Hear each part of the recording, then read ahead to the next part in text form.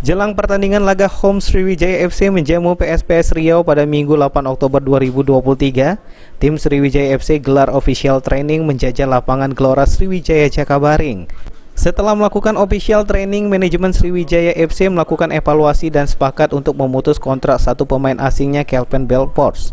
Walaupun kondisi kesehatan Kelvin Belfort sudah membaik, namun untuk dimainkan atau tidaknya Kelvin Belfort dalam menjamu PSPS Riau, Coach Yoyo akan berdiskusi terlebih dahulu bersama tim manajemen Sriwijaya FC.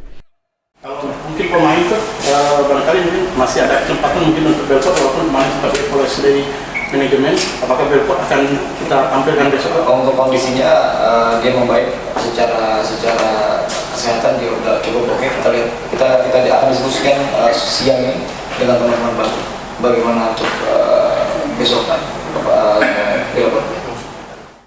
Sementara itu, kiper tim Sriwijaya FC Rudi mengungkapkan jika dirinya bersama tim sudah sangat siap untuk menghadapi laga kandang pada Minggu besok dan berharap di laga kandang kali ini SFC bisa mendapatkan poin penuh 3. Buat besok teman-teman udah siap ya buat tanding besok. Semoga kita 3 poin besok. Hingga saat ini SFC baru berhasil meraup 5 poin dari 4 laga yang telah dijalani selama putaran pertama grup A Liga 2. Eki Saputra, PAL TV.